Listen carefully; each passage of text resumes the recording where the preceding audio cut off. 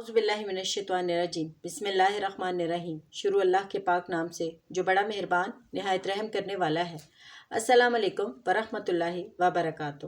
میری آج کی اس ویڈیو کا ٹاپک ہے تم ان لوگوں کی طرح نہ ہو جانا۔ اللہ تعالیٰ قرآن پاک میں پارہ نمبر 4 سورہ آل عمران کی آیت نمبر 105 میں فرماتا ہے، تم ان لوگوں کی طرح نہ ہو جانا جنہوں نے اپنے پاس روشن دلیلیں آ جانے کے بعد بھی تفرقہ ڈالا اور اختلاف کیا، انہی لوگوں کے لیے بڑا عذاب ہے۔ اس آیت مبارکہ میں پتہ چلتا ہے کہ ان لوگوں کا ذکر کیا گیا ہے جن کے پاس روشن دلیلیں آئیں لیکن اس کے باوجود انہوں نے تفرقہ ڈالا۔ اس سے بات معلوم ہوا کہ یہود و نصارہ کے باہمی اختلاف و تفرقہ کی وجہ یہ نہ تھی کہ انہیں حق کا پتہ نہ تھا اور وہ اس کے دلائل سے بے خبر تھے، بلکہ حقیقت یہ ہے کہ انہوں نے سب کچھ جانتے مانتے ہوئے محض اپنے زندگانی اور دنیاوی مفادات کے لیے انہوں نے اس میں اختلاف اور تفرقہ کی راہ پکڑی اور اس پر جمے ہوئے تھے۔ قرآن مجید میں مختلف اسلوب اور ذرائع سے بار بار اس حقیقت کی نشاندہی کی گئی ہے اور اس سے دور رہنے کی بھی تاکید کی گئی ہے، مگر افسوس کہ اس امت کے تفرق کا حال یہ ہے کہ انہوں نے یہی روش اختیار کی کہ حق اور روشن دلیلیں آنے کے بعد بھی جب انہیں خوب اچھی طرح ان کے بارے میں معلوم ہے، اس کے باوجود بھی وہ اپنی فرقہ واریت پر جمے ہوئے ہیں اور اپنی عقل و ذہانت کا سارا جوہر سابقہ امت کی طرح تعویل و تعریف میں اپنا جو تمام شغل ہے اس کو ضائع کر رہے ہیں۔ اور اس کا اشارہ ان امتوں کی طرف بھی ہے جنہوں نے روشن دلیلیں اور دین حق کی سیدھی تعلیمات پائیں لیکن کچھ مدت گزر جانے کے بعد اس دین کو چھوڑ دیا اور غیر متعلق اور ضمنی اور فروی مسائل کی بنا پر الگ الگ فرقے بنانے شروع کر دیے،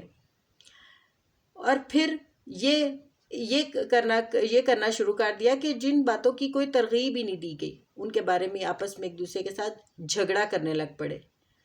اور جو کام انہیں اللہ نے سپورٹ کیا تھا، ان کے سپورٹ اللہ نے کیا تھا، اس چیز میں ٹال مٹول سے کام لینے لگ پڑے، لیکن جو بنیادی اصول جو اللہ کی طرف سے انہیں دیے گئے تھے ان کو چھوڑ کر آپس میں دوسری باتوں میں تفرقے میں پڑ گئے۔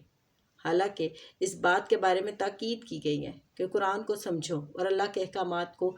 صحیح سمجھنے کی جو ہے وہ ضرورت ہے تاکہ تم گمراہی کے راستے میں نہ چلو، اور آج کل ہر کوئی شخص گمراہی کے راستے پر ہی چل رہا ہے۔ کس وجہ سے؟ کیونکہ ہم لوگوں نے قرآن پاک کو چھوڑ دیا، کیونکہ ہم لوگوں نے سنت رسول صلی اللہ علیہ وآلہ وسلم کو پس پشت ڈال دیا ہے۔ ہم لوگ ان چیزوں پر غور و فکر نہیں کرتے جن کی تعلیمات ہمیں اس قرآن کے ذریعے اور نبی پاک صلی اللہ علیہ وآلہ وسلم کے ذریعے دی گئی ہیں، بلکہ ہم نے تو اپنے پاس سے ایک نیا دین ایجاد کر دیا ہے۔ اصل دین کی شکل تو ہم لوگوں نے بالکل بگاڑ ہی دی ہے۔ ہمیں اگر کوئی کہتا ہے کہ اگر آپ میلاد نہ منائیں، کیونکہ نبی پاک صلی اللہ علیہ وآلہ وسلم نے اس کی ترغیب نہیں دی، کیونکہ اصحاب کرام رضی اللہ تعالیٰ علیہم اجمعین کے ذریعے اس چیز کی کوئی تعلیم نہیں دی گئی، انہوں نے اس چیز کو نہیں اپنایا، تو پھر کہا جاتا ہے کہ کیوں ہم اپنے نبی پاک صلی اللہ علیہ وآلہ وسلم سے محبت کا اظہار بھی نہ کریں۔ افسوس ہوتا ہے ان باتوں کے اوپر کہ جن کا ذکر نہیں کیا گیا ان کو تو یہ اس طرح پکڑے ہوئے ہیں کہ ان کی زندگی جو ہے اگر یوں انہوں نے نہ کیا تو ان کی زندگی ختم ہو جائے گی۔ آپ اگر نبی پاک صلی اللہ علیہ وآلہ وسلم سے پیار کرتے ہیں تو خود سوچیں کہ آپ کیا اصحاب سے زیادہ محبت کرتے ہیں نبی پاک صلی اللہ علیہ وآلہ وسلم سے، جن کا سونا اٹھنا بیٹھنا جاگنا سب نبی پاک صلی اللہ علیہ وآلہ وسلم کی سنت کے مطابق تھا، تو پھر آپ نے ایک نیا دین کیوں ایجاد کر لیا ہے؟ شیطان آپ کو کس بات کی ترغیب دیتا ہے؟ شیطان آپ کو یہ تو نہیں کہتا کہ آپ ضرور کسی بت کے سامنے ہی جھکیں، شیطان آپ کو یہ تو نہیں کہتا کہ کسی اور معبود کو ہی اپنا الہ بنا لو، بلکہ شیطان آپ کو اپنے نفس کے مطابق کام کرنے کی ترغیب دیتا ہے، اور جس نے اللہ کے حکم کو سائیڈ پہ رکھ کر پس پشت ڈال کر اپنے نفس کی سنی تو بے شک وہ بھی مشرک ہی قرار دیا گیا۔ ہم کیوں نہیں ان باتوں کے اوپر غور کرتے کہ جن کا حکم اللہ نے دیا ہے، جن کے بارے میں نبی پاک صلی اللہ علیہ وآلہ وسلم نے فرمایا ہے، ہم ان چیزوں کی طرف کیوں لپکے اور بھٹکتے جا رہے ہیں اور ان کی پیروی کر رہے ہیں جن کا حکم اللہ تعالیٰ نے نہیں دیا؟ یہ تو دین کی ہم نے نئی ایک ایجاد بنا دی ہے۔ اور بدعت کے بارے میں کہا جاتا ہے کہ بدعت حسنہ، اچھی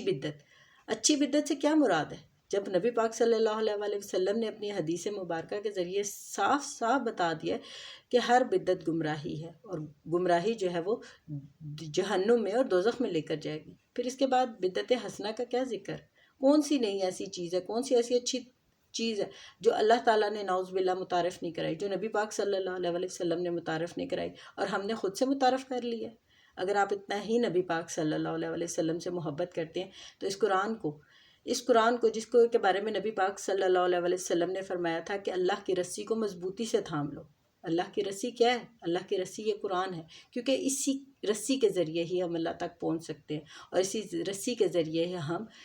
سیدھے راستے پر چل کے ہماری جو منزل ہوگی وہ جنت ہوگی۔ اور اگر اللہ کی رسی کو ہم نے نہیں تھاما تو پھر ہمیں بھٹکنے سے اور گمراہ ہونے سے کوئی بھی نہیں بچا سکتا، کیونکہ شیطان آپ کی خون کے ساتھ گردش کر رہا ہے آپ کے جسم میں۔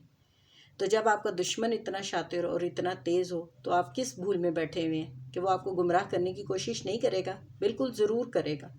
لیکن اگر اللہ کی رسی کو آپ تھام لیں گے اور اللہ تعالیٰ کی رسی کو مضبوطی سے پکڑیں گے تو پھر آپ کو شیطان تو کیا، اللہ ہر وار سے بچائے گا۔ اللہ تعالیٰ آپ کو، آپ کے بچوں کو، مجھے اور میرے بچوں کو قرآن و حدیث کے مطابق زندگی گزارنے کی توفیق عطا فرمائے۔ آمین۔ جزاک اللہ خیر۔